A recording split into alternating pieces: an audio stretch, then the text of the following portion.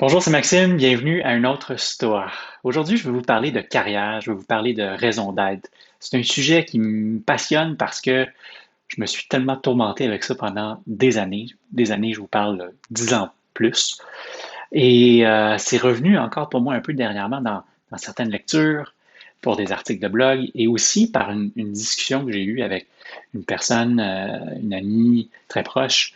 Et et ça leur ravivé un peu toutes ces idées-là, ces concepts-là chez moi. Et si je peux juste vous partager quelques grandes idées aujourd'hui pour vous lancer dans votre propre réflexion, si vous êtes dans cette posture-là où vous connaissez quelqu'un qui y est, à savoir, ben justement, je commence dans la vie, je veux me lancer dans quelque chose, ou encore j'ai déjà 15, 20, 30 ans de carrière derrière moi, puis je veux me réorienter. Ben, par où le prendre? Par où commencer? C'est large, c'est vaste, on peut s'y perdre. Il y a beaucoup de questions qui tournent autour de ça.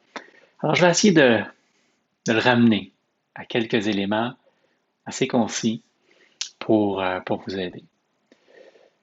Je pense qu'il y a deux grandes écoles de pensée autour de ce sujet-là, à savoir qu'est-ce que je dois faire, qu'est-ce que je peux faire, pourquoi je suis ici, encore une plus grande question. Il y a toute l'école de pensée qui mise davantage sur nos compétences et nos talents. Il n'y a pas d'école pour moi qui est bonne ou mauvaise. C'est pas le but. Je veux juste essayer d'éclairer un peu le sujet, d'éclater. Donc, celle qui mise davantage sur les compétences, les talents, je pense à des ouvrages comme So Good They Can't Ignore You, Cal Newport, ou à Jim Collins avec son Edge Hog concept. On mise beaucoup sur le talent. Et si on mise sur le talent, nos compétences, bien, est-ce qu'on peut se tromper? Peut-être, peut-être pas, mais enfin, on s'assure peut-être justement de cumuler le succès, cumuler l'appréciation, la reconnaissance. Si on est bon dans quelque chose, on le met de l'avant, puis on réussit d'une certaine mesure, peu importe ce que ça signifie pour vous, ben, on peut avoir une bonne carrière. On peut se dire ça comme ça. Il y a une autre école de pensée, puis c'est peut-être aussi des mouvements qui viennent et qui partent. Ces temps-ci, peut-être générationnels, on peut y mettre une étiquette générationnelle. Ça crée souvent des bonnes conversations en famille, j'imagine, entre euh, différentes générations qui ont eu différentes visions.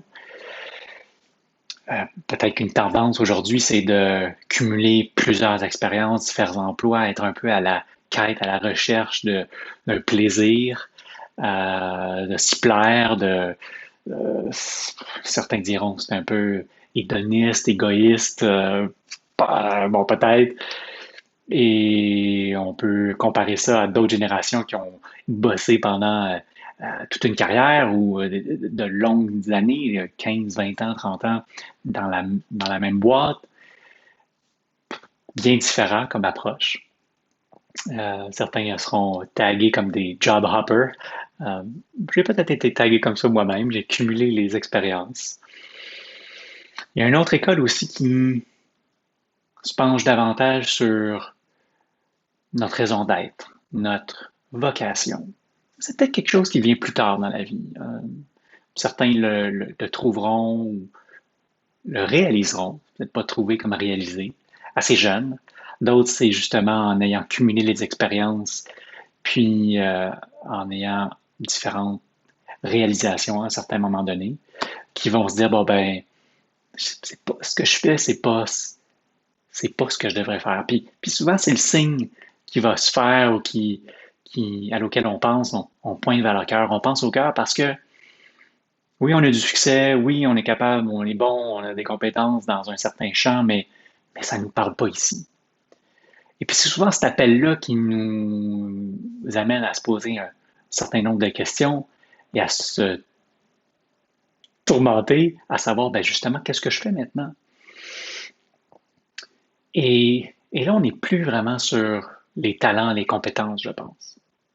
Bien qu'ils peuvent s'imbriquer dans cette réflexion-là, on est davantage sur l'appel du cœur, l'appel d'une motivation profonde. L'âme, peut-être même, hein, qui s'éveille en quelque sorte, puis qui veut s'exprimer. Et dans ce processus-là, moi, ce qui m'interpelle ou ce qui me vient à l'esprit, c'est peut-être justement le concept japonais, le l'ikigai. Des gens qui se réveillent à tous les matins pour quelque chose de, de précis. C'est un peu leur raison de vivre. Ah ben, il faut que ça vienne de là, il faut que ça soit profond, que ça soit vécu pour justement continuer à cultiver cette motivation-là profonde. Et, et ça, c'est peut-être la deuxième montagne, comme l'appellerait l'auteur David Brooks, où on n'est plus à être attiré par les éléments extérieurs, en quelque sorte. C'est plus l'argent, c'est plus la promotion, c'est plus non plus ce que je peux acquérir avec mon succès. On n'est plus vraiment, on n'est plus là. On est sur quelque chose de beaucoup plus profond, beaucoup plus où il y a beaucoup plus d'amour, assurément. Et comment trouver cette vocation-là, cette raison d'être-là? On peut essayer de l'approcher de façon très rationnelle, mais je ne sais pas si ça va déclencher ce que ça doit être déclencher. Peut-être, peut-être. Mais assurément, ce que je peux vous dire, c'est que ça va être inspiré de, de, d'une certaine tranquillité. Il faut être capable d'aller en dedans puis d'aller chercher dans ses expériences, dans ce qu'on a déjà essayé, dans ce qu'on a touché, dans ce qu'on a vécu, peut-être même très jeune. Qu'est-ce qui nous parlait vraiment? Qu'est-ce qui nous motivait là, dans nos tripes? Puis aujourd'hui aussi, regarder le passé, regarder maintenant, regarder le futur, à savoir, ben, est-ce que ça, ce que j'ai en tête, va me parler là encore dans quelques années? Parce que c'est quand on commence à se poser ces questions-là qu'on va peut-être tomber sur notre X, comme on l'appelle. On commence à parler de vocation. Et, et de cette motivation-là profonde, il y a les compétences, les talents qui peuvent venir soutenir ou même se développer encore plus. Alors, bien des façons de l'approcher, d'y réfléchir. Comment je vous laisse? Je vous laisse je vous laisse sur l'exploration. Je vous laisse sur l'idée à savoir qu'est-ce qui vous parle dans le message d'aujourd'hui. Est-ce que vous en êtes à euh, est-ce que vous en êtes où d'abord? Est-ce que vous voulez juste un boulot pour un boulot? Est-ce que vous voulez une carrière? Est-ce que vous voulez euh, une vocation? Peu importe où vous en êtes et dans ce que vous cherchez, ben, dans les différents éléments que j'ai exprimés, vous pouvez sans doute y trouver quelque chose qui va vous parler et qui va aussi vous aider à faire un autre pas vers ce qui vous inspire aujourd'hui. Il n'y a pas de bonne ou de mauvaise réponse. J'ai essayé de parler à tout le monde sur ce spectre-là. Euh, il n'y a pas de bonne ou mauvaise réponse. Ça me rappelle l'analogie ou l'histoire des bricteurs.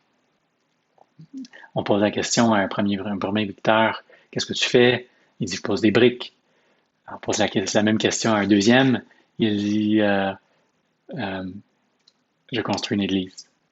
On pose la même question au troisième, il dit, je construis la maison de Dieu. Alors, je ne veux pas rentrer dans l'aspect religieux ou spirituel avec cette analogie-là, mais c'est pour vous démontrer que les trois réponses sont bonnes. Si vous voulez juste poser des briques pour poser des briques, c'est parfait. Si vous voulez poser des briques pour construire une architecture magnifique ou mettre un toit sous la tête des gens, merveilleux. Et puis si vous le faites pour un autre motif qui vient d'ici, c'est aussi merveilleux. Alors, voilà, un long stoa, mais sur un sujet qui pourrait aussi être discuté encore beaucoup plus longuement. J'espère que ça vous éclaire un petit peu. Au final, ne vous en faites pas trop, ne vous tourmentez pas trop avec tout ça. Si ça vous tourmente, rejoignez-moi, parlons-en, ça va me faire plaisir. Si je peux vous éviter un peu des souffrances que je me suis infligées, ça sera déjà un bon début. Mais euh, ayez confiance, continuez à avancer, un morceau par morceau, expérimentez, posez-vous des questions, euh, écrivez, discutez-en, tous les moyens sont bons, relaxez un peu, tout va se placer, ça sera bon. Donc, je vous souhaite bonne réflexion et je vous dis à bientôt. Ciao!